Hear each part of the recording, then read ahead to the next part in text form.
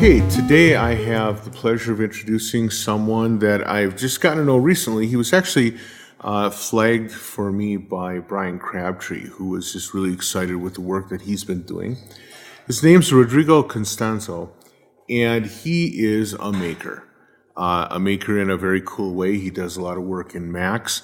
That's a lot of what I've seen of his work, but he's been making all kinds of stuff, and he has a really interesting blog on his website. And once I started getting into his work, I really wanted to interview him for the podcast. So with that, we say hello to Rodrigo. Rodrigo, how are you? I'm doing great. How's it going? It's going fine. Thanks a lot for taking the time to do this. Yeah. Thank you for asking me. Sure. Now, you're located in England, right? Yeah, I live in Manchester, where I've lived with my partner for the last sort of 9 years or so. Yeah. How do you like it over there? It's pretty good. Like before this, basically grew up in Miami, in Florida, and it was all right. But for, I guess, the kind of work and art that we do, it wasn't really the best place for that. Sure. So moving to, England has been good for that. It's a much geographically smaller country, so the communities, it's much easier to get around. Like you can get down to London in a couple hours, and a lot of big nearby cities where I can get to within an hour. And then just in general, like a more vibrant artistic sort of community and culture in general here. That's really cool. I think it's often underestimated how important kind of a compressed community or a compressed population is for sort of having that kind of community growth. Yeah, especially living somewhere in Miami where it's kind of almost geographically isolated from the rest of the country. Like you'd have very few music acts would go all the way down to South Florida unless it was like Madonna or something, massive like that. So it was very isolated in that way. And then of course you drive 10 hours and you're still nowhere, Sure. Whereas here, like 30 minutes on a train and it's a different city with different people in it and doing different things. And that really has sort of changed how I view things. Yeah, absolutely. That makes a lot of sense.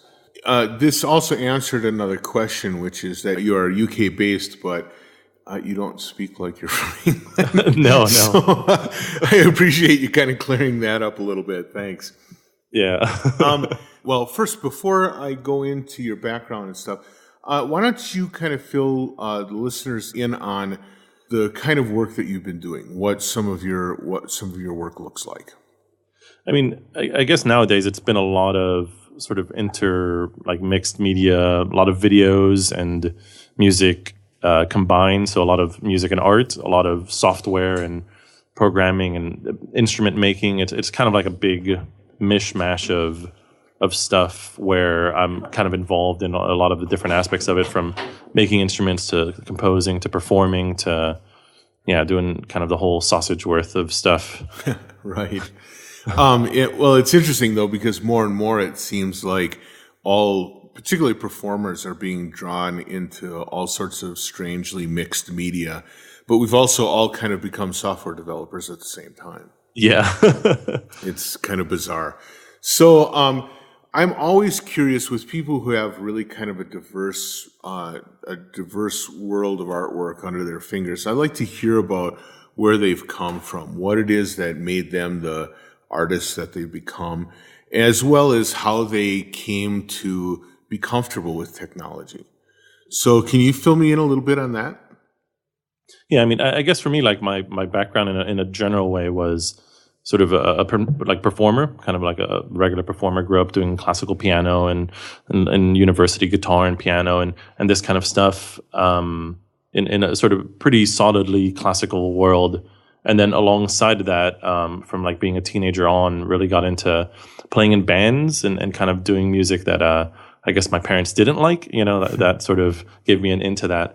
And then from that, it was kind of, if I had to pick probably a point of entry, it'd probably oddly enough be like maybe guitar pedals. I don't know. Like at some point I got really interested in DIY stuff.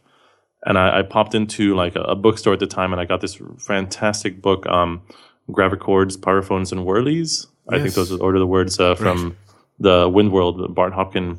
And that book like really blew my mind. Like from there, I got into like circuit bending and all of these kinds of electronic instrument type approaches. So at the time, I wasn't messing with software yet. So it was mainly building instruments or building pedals or modifying toys and this kind of stuff. And then this was around early Max 4 era. I kind of a friend of mine got Max, and I kind of saw it, and it was really mystifying, but it seemed much more approachable than, say, regular programming, which was, seemed far beyond what I could get into at the time. And I had kind of like I wouldn't say love-hate, but like an on-off relationship with Max for a long time, where like what I really wanted to do with Max was sort of live sampling and audio manipulation, which is not the easiest stuff to do right when you start off, or at least back then. For me, I found that to be the case. Sure. So I'd kind of go through a period of 6 months hardcore, like doing the tutorials and all this, and then get frustrated and like not touch it for 2 years or a year. And I did this like maybe 3 or 4 times, and then the last time stuck. And then that sort of took me to where I am with software. But I guess all of these strands were going independently of each other. And it wasn't until moving to England that I kind of started putting these pieces together, where I started, okay, well, because I also compose and did that kind of formally through study.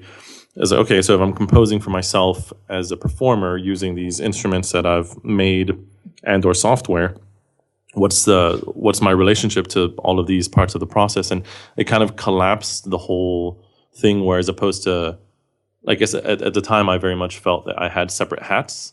So I had like an instrument maker, software maker hat, and then that role finished. And then I would take it to like performer hat, and I would do that, or composer hat, and I would kind of hand the creative process off to each of the individual versions of me. Sure.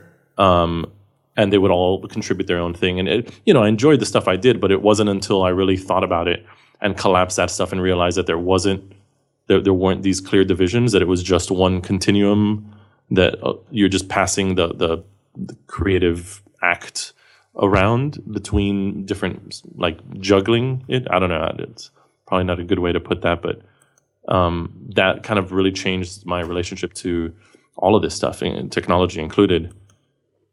Just made kind of a more integrated way to come at things creatively.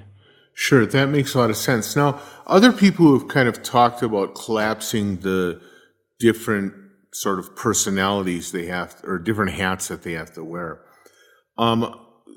It tends to collapse to a different level, right? So sometimes people kind of collapse the instrument building and coding into something that looks like a modified Arduino, and other people collapse it all the way down to the point that they're doing live coding as their performance. What does your collapse look like? I mean, I guess my collapse is more, I guess I guess when you were phrasing that, I thought like, I was falling up, but I guess it's a different thing in that I guess you choose your level of how far down you're willing to go. Right. So, for example, I write software, but I like my floor is generally Max, or now it's like going to externals a little bit, but I don't go all the way down to like, I'm not writing anything in C, sure. And I'm not like going down and cutting a tree for a bit of wood either. There's like there's a floor at which you kind of I don't want to say pragmatically choose, but there's a floor at which you're like, okay, this is where I'm okay to function.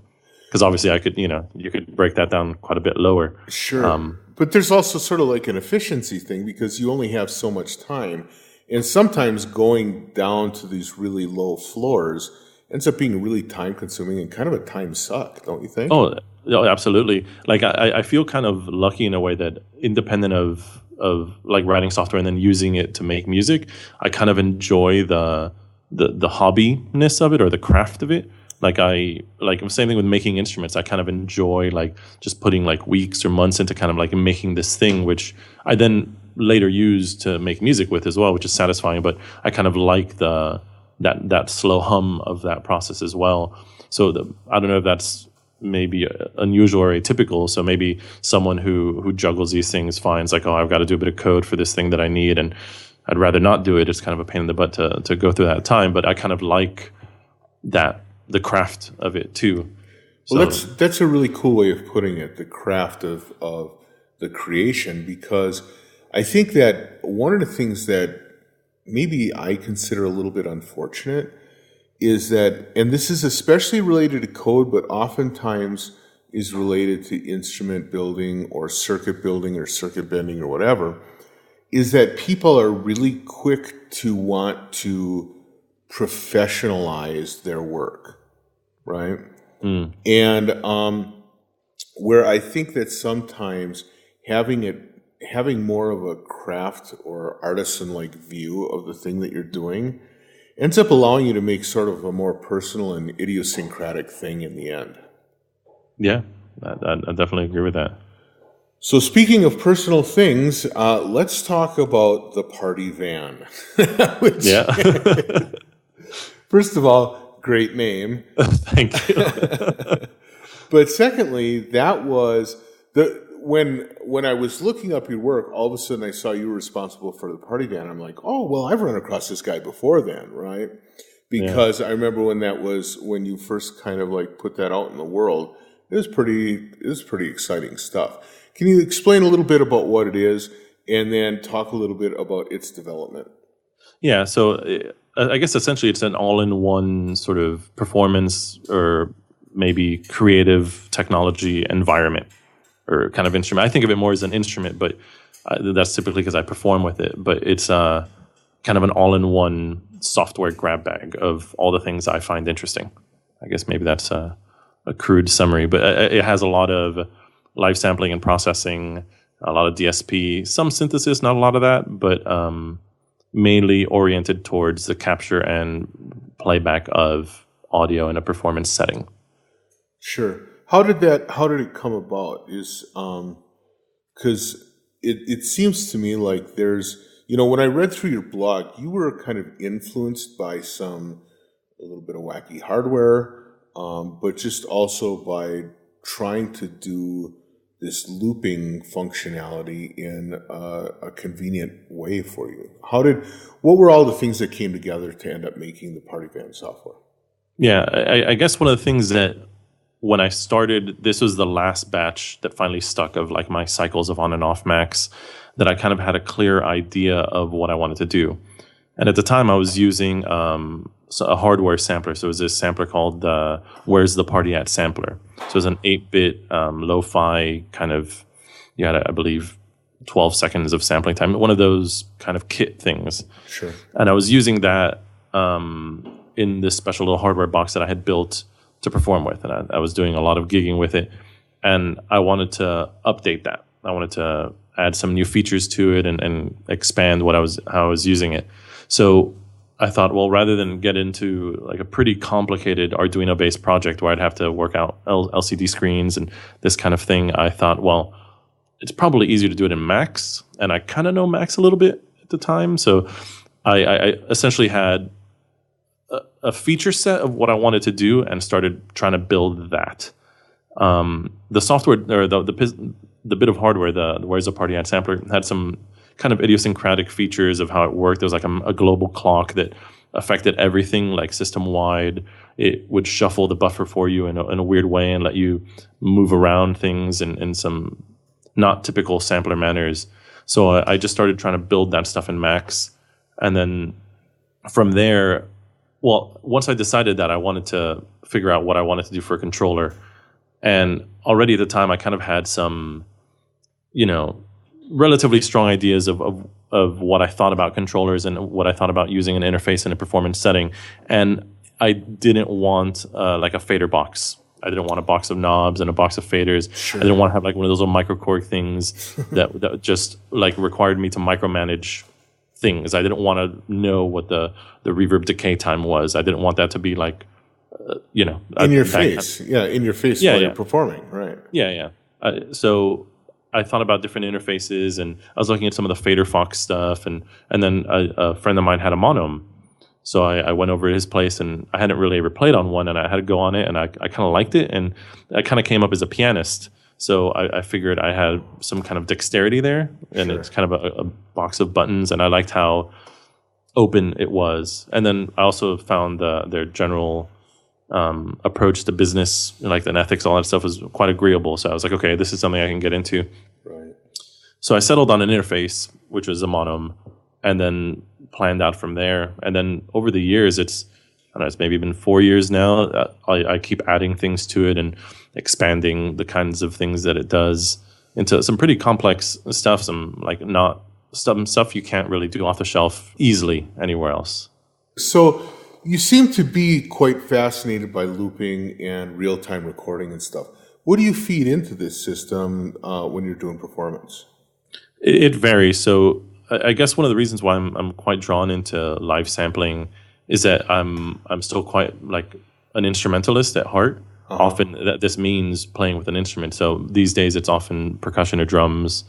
But for a long time it was also guitar and piano and software in the mix. So I'll often use the software alongside an instrument or an instrument I've made, but some kind of typically non-software based instrument. And then the party van or whatever software I'm using just augments that. So a big interest for me was that capture and process type approach to using a computer. So yeah, normally I'll have, let's say these days, as I said, I'll have like a snare drum and a lot of objects. Okay. And then next to me I'll have the mono controllers. Laptop is usually like at my feet with the screen dimmed. And then I just play using that, just capturing the sounds from whatever acoustic or DIY instrument I'm using at the time. I see.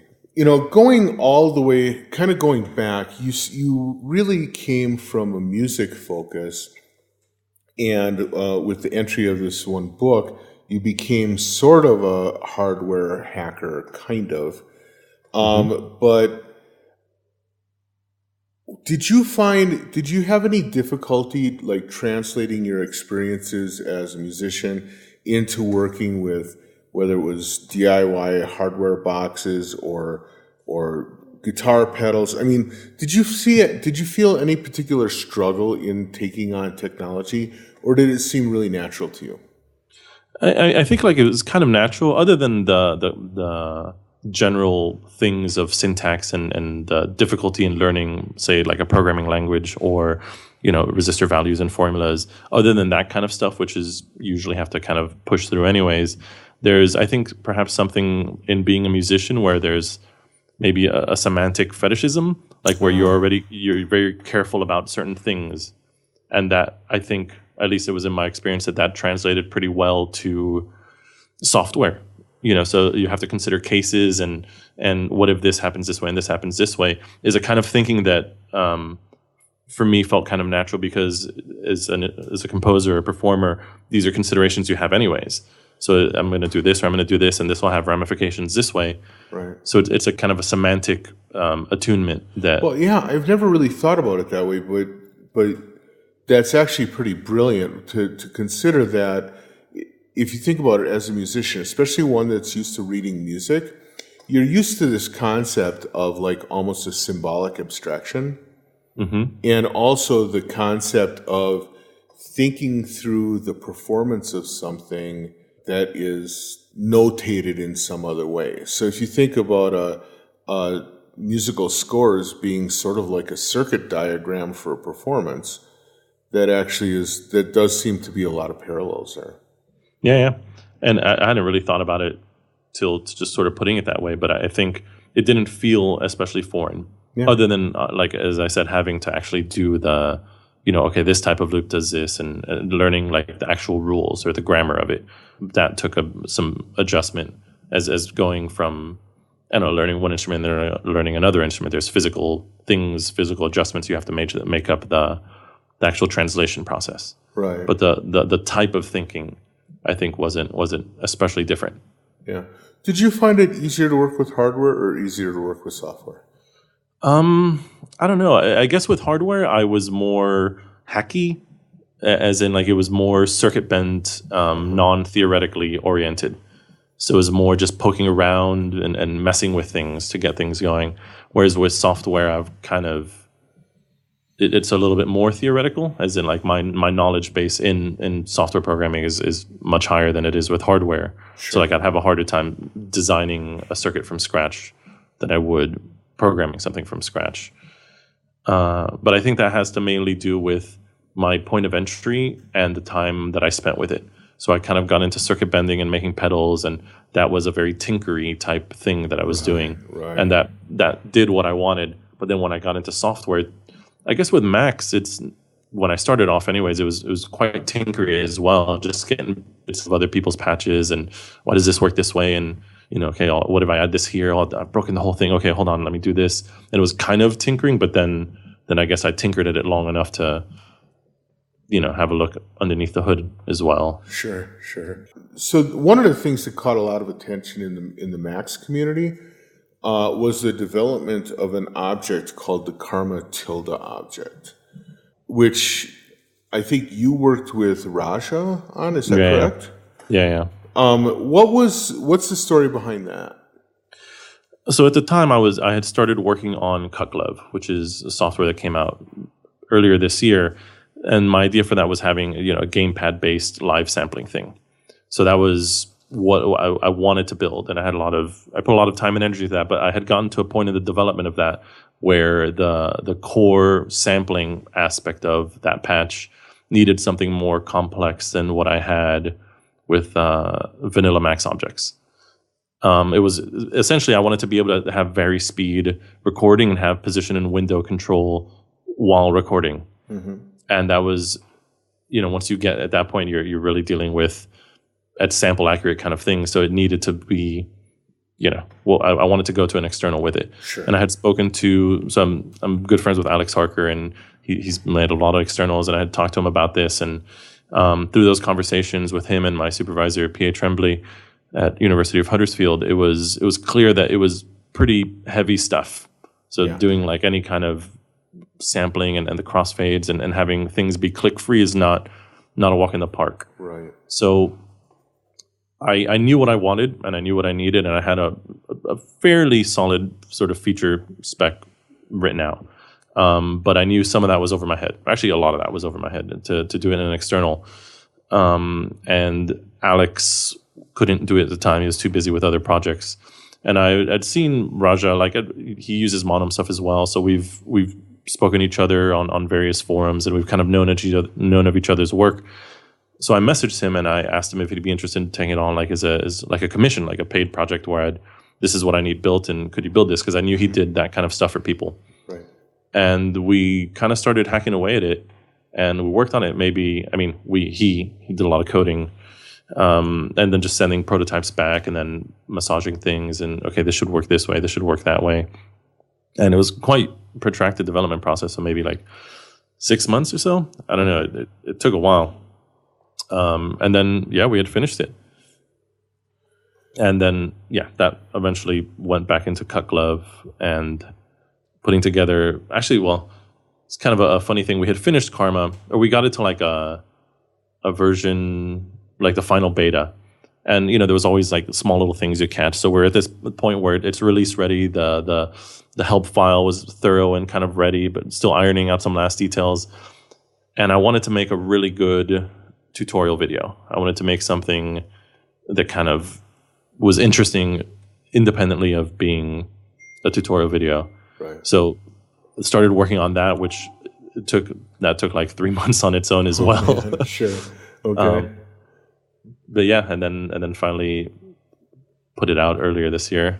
Right. And so then that was developed for your most recent software, Cutlove. Yeah. How is that? Well, first of all, what is it? Because I haven't played with it, unfortunately, not yet. But mainly because it uses an Xbox 360 controller, right? Yeah. Why'd you choose the 360? Well, I had an Xbox 360, and I liked the ergonomics of. I grew up playing video games, so like Nintendo and all that kind of stuff, and then as an adult, a bunch of my friends got into playing Halo and stuff like this on the original Xbox. So I got really comfortable with playing an Xbox type controller. Right. And then I got my own system, and it's well built. It's ergonomic. And I at least in my hands, feels significantly more comfortable than something like a PlayStation controller. Sure, okay. And I had used, like Alex Harker had done some stuff with gamepad stuff, and he had used some generic, I don't even remember the brands, but like if you just walk into a regular shop and buy and not... Right, Logitech or... Yeah, like a Logitech things, right, kind of thing. And I had used it, and it just didn't feel good. So I guess the development of Cutlove, I was just sat home one day just playing I don't know, a UFC video game, I think was the one.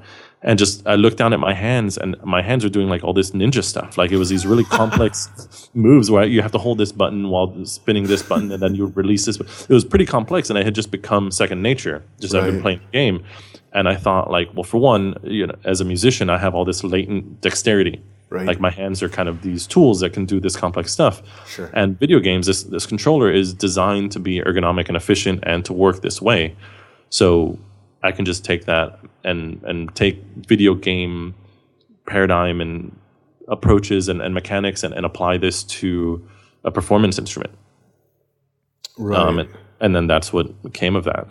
And so now, is this another kind of loop-oriented device, or does it have more generation? I mean, it doesn't have, like most of the stuff I do is generally typically like capture and process. Right. So there's no synthesis on its own. And when you load up the patch, there's nothing, not even presets loaded. It's meant to use, it's like an instrument. You take your guitar to the case and it's not doing anything yet. So it's that kind of mentality. So it's live sampling oriented and DSP processing of signal oriented. Now I'm curious about something, because the much of what you talk about is related to using some sort of physical interface into software. But you also very much talk about yourself as being a kind of classic performer in terms of using an instrument. How do you keep one from getting in the way of the other? I mean, I started off as a guitar player, and you know what? It's actually kind of tiresome to be a guitar player and also be trying to use a monome or a fader box or a mouse or any of this stuff. It ends up being a juggling act in a not very artistic way. No, I definitely agree there. And I think for a lot of me, like a lot of what I do anyways, the interest is that little gray area. So that between human and technology, that aspect of it, or between performance and composition, or between improvisation and performance, like these little areas where the roles are generally more segregated. So for me, I kind of find those areas really interesting, and then that's where I tend to jump in. So in this case, using software and an instrument. So instrument in this case meaning either an acoustic instrument or a DIY, whatever. Okay. There's a couple different solutions I've done for that. The Cut Glove is a unique one in that it, by the design of what a gamepad works, is almost like exclusive. So like if I try to use it with another instrument, it's nearly impossible. Like it takes up both of your hands. I can't do that well, and that's how it's sort of designed. I guess my feet are still free, but I haven't learned to play anything that well with my feet yet. Sure. So with that one, that's kind of, if I'm playing Cut Glove, that's what I'm doing. I'm using the controller and then I'm performing with someone else. But typically if I'm using, let's say, the mono controller, the way that I designed my general sort of design approach in Party Van was to have analysis-based preset and parameter modification happening that's behind the scenes. So as a performer, I have two big knobs that are kind of these macro things. So at the same time with that, I didn't want it to be real vanilla. So essentially, constantly running audio analysis is happening on audio input and also on all the buffers that you record. And then that determines parameters for any. So if you turn an effect on, the parameters are tuned to whatever was in the buffer or whatever the audio is coming in. Okay, that makes a lot of sense. That's a really interesting way to do it. And I frankly, I haven't seen a lot of people using analysis as a control function to keep their hands free. That's pretty smart. Yeah, and it's worked well in that a lot of it is automated, and it isn't too, like I'm starting to think about like the Party Van 2 now. Like I've just gotten one of the new Monum controllers, and I'm brainstorming in the back of my head for that. But I tend to do a lot of things with automated things, so I'll put it in a mode, and then based like on audio attack detection, it'll start recording or stop recording, placed with other analysis-based parameters. So I'm essentially not micromanaging. I'm macro managing the software system. Right. So exactly, like I didn't want to have control over like reverb, decay. So I went the complete opposite way. I have like one macro knob that like just turns things up. It's just kind of like an upness or a downness or that kind of much more abstracted control. which then leaves me mentally and physically free to do things as a performer. Oh, that's awesome. That's a really smart approach to working with that kind of stuff. So you kind of mentioned it here, and I was going to ask if you had worked much with other people on these performances. I have a friend, Mark, and he uses an Octatrack for sort of like real-time sample capture and playback, but it's so involved that he focuses on working that while he works with other musicians who are sort of like playing, and then he'll capture and swing off of that. Sounds like you do that a little bit as well. Yeah. So with Party Van, I tend to do a lot of solo performance, although it's my go-to for other things. Okay. But I'd say maybe 70% of when I perform is solo. So it'll be just me and the party band. But for the rest of the time, I have a bunch of people I play with in typically a lot of groups. So I have like a smallish set of people that I play with regularly. So Pierre Tremblay, Sam Andre, Alex Harker, so a bunch of the guys that I've mentioned kind of in software stuff. And then there's a quite vibrant improv community here in Manchester anyway. So there's a lot of people here that I play with, and I co-run a night with someone called Anton Hunter that we put on an improv-oriented night. And a lot of that stuff is very improv-oriented. So I'll be working with, let's say, Sam Andre, and he's playing sax. He's a sax player. And I'll have Kuklev, and I'll just be sampling what he's doing and manipulating and playing back and as I would if I was playing drums or any other instrument along with him. Right. One of the problems with people who do that kind of stuff, and even if it's controller based, but I would think especially with a joystick as your primary controller, how do you make it look like you're engaged with the performer that you're working with rather than kind of doing the drooling, I'm playing Madden kind of a look? Yeah. That's an interesting one, and particularly with a gamepad. So let's say if I'm playing an instrument, I'm not the most emotive performer in the world, nor am I just, I'm not dry either. I kind of fall somewhere in the middle in terms of spectacle, I guess, to use that term. The gamepad is a funny one, and I've done several videos with it, and because it is designed to be non-performative. Right. Like you're meant to kind of sit there in front of your screen and just kind of have as little movement as possible. Like that's the design ethos of that, is to just sort of be still. Right. And I guess through years of having it, like I tend to kind of sit, and then it leaves me in a funky place. I still haven't figured out how I'm negotiating that, because normally if I'm playing another instrument, my eyes are doing things related to that. I'm looking around as I normally would, or I have my eyes closed, but I'm not thinking about something else. But if I'm just using the gamepad, I'm not going to just stare at them, because that's kind of weird. I'm not going to. You look like a stalker. Right? Yeah, like I see what you do it. I don't need to see the screen, because I've designed it in a way that's not an issue, and I don't need to see the controller either. So that only really leaves me one, like the sort of closed eyes, daydreamy kind of thing, right? Which I kind of do a bit, but thankfully I don't generally care so much what I look like when I play. Well, that's probably important, because to me, if I did that, I would be so self-conscious about either like doing so much finger ninja stuff that I start drooling on myself. Yeah. Or else just, looking like a zoner. And I would be so self-conscious, it would be really hard to use that as an instrument there. Yeah. I mean, this is a new one for me, just because it is like essentially disembodied, like It's just its own thing.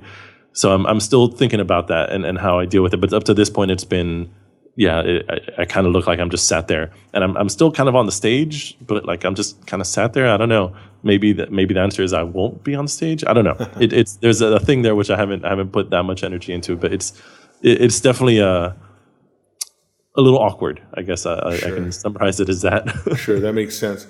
So one of the things that a lot of people do in that kind of situation is kind of have a heavy duty visual system. Have you ever done any work on visuals at all, sort of in conjunction with your performance? Yeah. I've got quite a few pieces that I use DMX lights that are just computer controlled. So I'll typically use these to make videos. So it's typically, my partner Angela Guyton she makes art and videos. So we make these collaborative videos together. So it'll be me improvising with some software, some instrument I've made, and then there's typically some kind of visual component, either as part of the video making process or let's say like DMX lights that are computer controlled that are involved in the process. I haven't done anything with projected stuff as such. We did stuff like that some years ago, but it was essentially we didn't have DMX lights yet, so it was the projector was just one big color field. I see. So it wasn't doing anything like that actually required a projector. That was just what we had. Yeah, you know, a lot of times, though, I really like that kind of stuff. I remember way back when Jeremy Bernstein was doing things where at first it wouldn't even look like anything was happening, but it would do slow transitions and stuff, and in a way that allows you to kind of build your own narrative, where if you have an active video thing, it provides you a narrative, and it kind of takes some of the creativity away from the audience. It's a tricky one because it's probably not narrative, so not in that kind of quadrant, but it's tied in with the musical language, which is often improvised, and that's intrinsically, since it's time-based, there's some kind of process happening. Sure. And you hear moments in time change, and there's some type of narrative, but in not a narrative way. Like things don't happen or change in a narrative context, but there's a narrative in the sense that things happen over time. Right. And I wouldn't say that the visuals, so often these visuals are just light. So there's no objects or there's no physical thing other than just color that's being changed. That is kind of more devoid of content, although that wasn't necessarily the reason why we started doing that. Right, but it's kind of abstract by definition almost. Yeah, exactly. Like it isn't. And that actually kind of evolved. So I had a long-standing project. So when I was using the hardware sampler, it was with my partner as well. And we had, for many years, we did these performances where she would have a really huge stretched canvas that had contact mics on it. And then she would make a large painting, and I would process the sounds of this happening. So you'd get a lot of like these kind of, I mean, I have one next to me. That's right. Okay. A lot of these sounds, and it kind of was born out of that, and that there was an unfortunate thing that when we'd finished these performances, there was a painting left, which it was divorced of what happened. It was the equivalent of having the whole audio shrunk down to like 1 second. Right. But like in a physical thing. So it's a painting, and it's something, like, quite often it's aesthetically pleasing, but it's not representative of what happened. Right. So in that sense, it was problematic in that, like, okay, now we have this thing to deal with. Yeah. So it was some of a reaction against that. Okay, so if it's just light, there's no object. There's nothing. There's nothing left at the end of the show. Exactly. Right? It's just as ephemeral as the audio. It's just process that happened. Yeah. So that it was kind of born from that interest. And then, okay, so we have lights, and then we set up a projector, and then eventually we got actual stage lights, and then built from there. But so I guess in that sense, it's a trajectory of denarrativizing. Right. Yeah. New word invented here. Yay. You kind of mentioned kind of offhandedly about some interaction with Huddersfield, which is gaining quite a reputation now. And, you know, some of it is because the people involved, Tremblay and Alex Harker and some of these folks, and yourself as well. First of all, what is your interaction with the school? Yeah, I'm in the final stages of a PhD in composition at the University of Huddersfield. So I've been there. I'm like a few months into my fourth year. So I did it over 3 years, and now I'm just in a writing up period. Got it. And before that, I've known PA for many years before that, where we had shared a stage like maybe 7-8 years ago, something like that. He performed and I performed. At the time I was doing my hardware stuff, and we got to emailing and just kind of got along, and then we just sort of met up for a recording session and did that, and then we gigged. That kind of happened for a bunch of years. And meanwhile, I did an MA in electroacoustic composition in the University of Manchester, which is where I live. Okay. And when I was getting to the end of that, I was maybe thinking of leaving, like moving to Germany or something. I wasn't sure what I was going to do. And I got the opportunity to do a PhD in Huddersfield for free. Like I got like a fee waiver, and I was like, all right, I plan on doing this at some point, but might as well do it now. Sure. And it's been really great. Like it's the community there is fantastic. Like I've grown as sort of an artist in every capacity there. Independent of so there's quite tech heavy people, so like Tremblay and Harker and stuff, but there's a really strong, so I have dual supervision, And my other supervisor is Bryn Harrison, who's a sort of paper composer, does a lot of instrumental music. Aaron Cassidy does a lot of instrumental music. So there's a strong department for that as well. Right. But it's very integrated. So the community it's people who are making, weird dance music in the same room of someone doing like this really hyper complex notated music at the same room with someone who does conceptual art, involving toothbrushes and stuff. Right. And anything that I'd be interested in doing, there's somebody who's a badass at it. Right. So with programming, there's badass programmers. If there's performers, there's badass. It's such a community where the level of discourse is so high that you just get better at everything. It's just been fantastic. I'm always curious when you see places crop up as sort of becoming important, and I would certainly say Huddersfield is there, right? And a lot of it is due to sort of the fact that Alex's work is starting to become pretty widely known, but also that some of the other people there are doing work that's catching a lot of people's attention. I'm always curious about what it is that causes that to happen, and I think you might have hit on something there, which is when you find yourself in that environment, it puts you in a position where you have to step up your game to even be part of it. Yeah. I mean, for sure, I felt that. Like, I remember my first lecture coming in and just being like, "Holy, like, what's going on? Like, what's happening?" Right. And then you get your bearing and you go from there. Mm-hmm. But I think with Huddersfield in particular, there's really a nice thing where there was no house style. Right. Like, I was kind of not really encouraged. Everybody's free to do their own thing, and it's all. I've never had to really defend any weird tangent that I wanted to go on. Because it was like they're such an eccentric place that they welcome that. Even like, so at the moment I'm finishing my thesis, which is I'm doing as like a web thesis with all these really quirky interactive things, and like chapters are infinite loops and self-destructive and this kind of stuff, and they're into it. Like they're kind of welcoming that approach where it isn't the typical thing, and that's I guess kind of what they're getting known for, and it's been really great for me to be a part of that. Yeah, well, that's actually great to hear, because so often, especially when you get to the master's and PhD level, you end up working with advisors that really want you to be a different version of them. And it sounds like it's really encouraged for you to go the other way at Huddersfield, and that's great.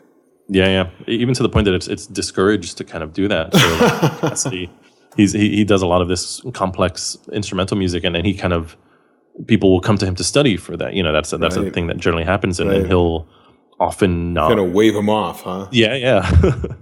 That's great. So our time is running out here. Thank you so much for taking the time out of your schedule to talk with me. One last thing. What do you see in the near and far future for yourself? You've done some really interesting developments up to this point. What do you kind of have in the hopper, and what do you hope to do in kind of the long term? So I guess some things I've got on deck. I've been doing, particularly towards the end of my thesis, I've got this stuff I'm doing with improv analysis. So I've got like a whole system where you can visualize this kind of information, and kind of tying this into kind of a meta creative practice where I can have this analyzed improv like data, so kind of a skeletal framework for how I generally behave, and then use this to generate versions or kind of challenging improv scores based on that data to have a kind of a psychologically augmented creative thing where like the human agency is there, but the computer agency is there, like this kind of another one of these gray areas that I was talking about.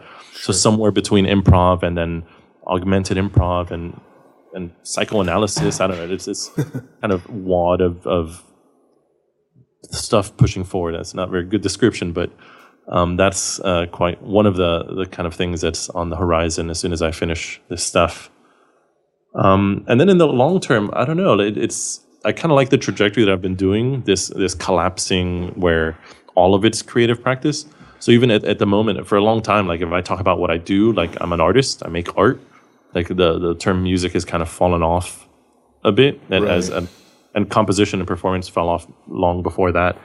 So kind of integrating all this stuff. So making software is something that I like. For me, is just another part of the creative process. Right. or teaching or sharing or talking to people or making like I put like 3 months, me and my partner put 3 months into this tutorial video, and it's like, for me, it's just another piece of art like anything else. Sure.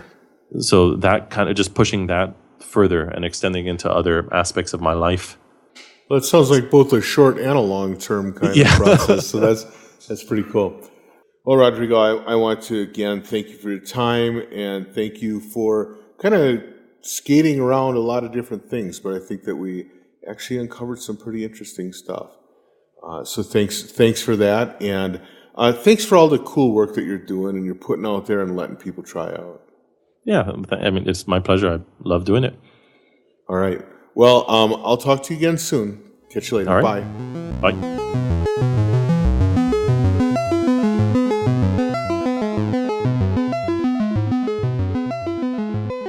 Well, there you go. So many thanks to Rodrigo Constanzo for spending the time with us to tell us not only about all the different work that he's done, but all the work that he put into thinking about it. This week, I want to thank 4 people for their help with the Kickstarter program. It was very successful. We raised enough not only to get me an H-Twin, but the accessory kit was actually sent to me by another donor. And so I used the remaining money for 2 things. One, a high-capacity memory card so that I'd be able to store more information on the card. And secondly, it paid for 1 entire year's worth of hosting for the podcast on libsyn.com. So this is a huge help to me, and it was great support for the podcast. So for that, I want to thank the following 4 people: Darren Cowley, Michael Hale, Tony Capolini, and Ratish Neppers. These 4 people were great supporters of the podcast, but I just want to thank everyone that was involved in the Kickstarter campaign, and I want to also thank everyone that listens every week and people that pass this along to others. I really would like to have as wide of a listenership as possible, so I thank you very much for that. With that, I sign out. Bye.